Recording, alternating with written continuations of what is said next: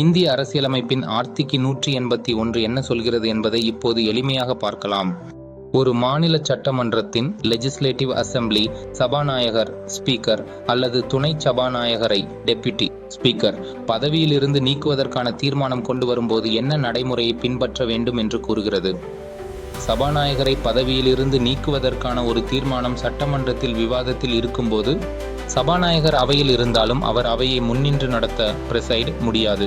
அவருக்கு பதில் துணை சபாநாயகர் அல்லது சட்டப்படி தகுதியுள்ள வேறொருவர் தலைமை தாங்குவார். இதே விதி துணை சபாநாயகருக்கும் பொருந்தும்.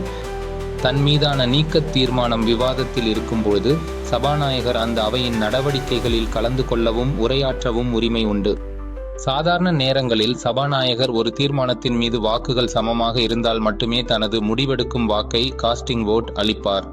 ஆனால் அவரை பதவியிலிருந்து நீக்கும் தீர்மானத்தின் மீது விவாதம் நடக்கும்போது அவர் ஒரு சாதாரண உறுப்பினராக தனது வாக்கை முதல் நிலையிலேயே ஃபர்ஸ்ட் இன்ஸ்டன்ட் பதிவு செய்யலாம். இருப்பினும் வாக்குகள் சமமாக இருக்கும் பட்சத்தில் அவரால் முடிவெடுக்கும் வாக்கை காஸ்டிங் வோட் அளிக்க முடியாது. சுருக்கமாக, தன் மீது ஒரு குற்றச்சாட்டு அல்லது நீக்க தீர்மானம் கொண்டு வரும்பொழுது அந்த நபரே அந்த சபையை வழிநடத்தக்கூடாது என்பதே இந்த பிரிவின் அடிப்படை நோக்கமாகும். இது இயற்கை நீதிக்கு நேச்சுரல் ஜஸ்டிஸ் உட்பட்டது. Like, comment, share and subscribe for other articles of Indian constitution. பதில் கண்டுபிடிக்க ரொம்ப கஷ்டமா இருக்கு. இதை பயன்படுத்து. Law friend chat. நீங்க ஈஸியா படிக்கலாம்.